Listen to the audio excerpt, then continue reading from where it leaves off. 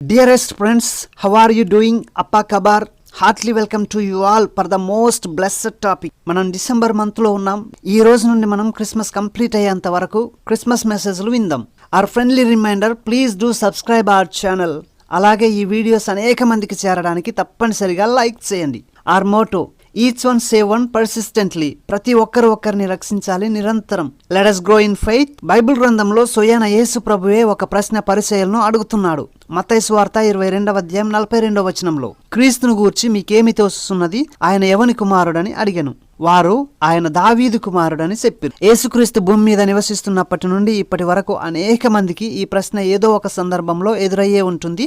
మరియు అప్పటి నుంచి ఇప్పటి వరకు ప్రతి తరంలో ఆయనను గురించి తప్పుడు ప్రచారం చేస్తూనే ఉన్నారు. ఒక తరంలో ఆయన దేవుడు కాదంటే, మరో తరంలో ఆయన మరణం నుండి తిరిగి లేవలేదంటే, మరో తరంలో ఆయన మరణించలేదు అని ఆయన ప్రతి తరంలో చర్చకు వస్తూనే ఉంటాడు. వాటన్నింటినీ పరిష్కరించే విధంగా సిరీస్ ఆఫ్ మెసేజెస్ ని మనం నేర్చుకుందాం. యేసుక్రీస్తు 2000 సంవత్సరాల క్రితం ఎక్కడి నుండో హఠాత్తుగా ఊడిపడలేదు. కానీ దేవుడే తన సొంత జనాంగంగా ఎన్నుకున్న ఇశ్రాయేలు ప్రజలకు కొన్ని వేల మరియు వందల సంవత్సరాల నుండి చాలా సమగ్రంగా వివరణాత్మకమైన, విశ్లేషణాత్మకమైన ప్రవచనాలను వారికి అనుగ్రహించాడు. వారు ఆ లేఖనాలు వాగ్దానం చేసిన మెస్సయ లేదా క్రీస్తు కొరకు కొన్ని వేల సంవత్సరాల నుంచి ఆయన రాకడకు ముందు ఎదురు చూశారు.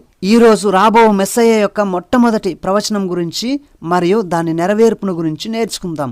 ఆదికాండము 3వ అధ్యాయము 15వ వచనం, మరియు నీకును స్త్రీకిని నీ సంతానమునకును ఆమె సంతానమునకును వైరము కలగజేసేదను, అది నిన్ను తల మీద కొట్టును, నీవు దాన్ని మడిమె మీద కొట్టుదు అని చెప్పెను. డియరెస్ట్ ఫ్రెండ్స్, సుమారుగా ఈ ప్రవచనం 1450 సంవత్సరాలకు పూర్వం క్రీస్తు జన్మించక ముందే తన జననం గురించి రాయబడింది. ఏ దైవం యొక్క అవతారం గురించి ఇలా ముందే రాయబడింది. ఈ వాక్యం మొట్టమొదటి మెస్సయను గూర్చిన ప్రవచనం. ఈ వాక్యం సువార్త యొక్క సంక్షిప్త పరిచయం. దీనిని ప్రోటో ఇవాంజేలియం అని అంటారు. ఆది సువార్త లేదా మొదటి సువార్త అని అర్థం. ఆయన స్త్రీకి జన్మిస్తాడు.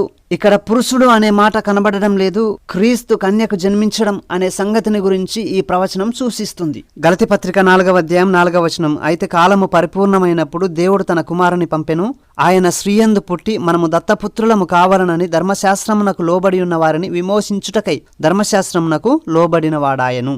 ఆదికాండము 3వ అధ్యాయం 15వ వచనంలో ఆ వాగ్దానానికి లేదంటే ప్రవచనానికి నెరవేర్పుగా ఈ మాట రాయబడింది. యేసుక్రీస్తు మాత్రమే ఏ పురుషుని ప్రమేయం లేకుండా కన్య మరియకు పరిశుద్ధాత్మ ప్రమేయం వలన మాత్రమే వాగ్దానం చేయబడిన మెస్సయ్యగా, క్రీస్తుగా లేదా రక్షకుడుగా జన్మించాడు.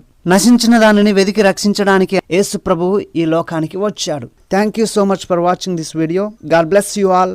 Forget not to subscribe. Click on the bell.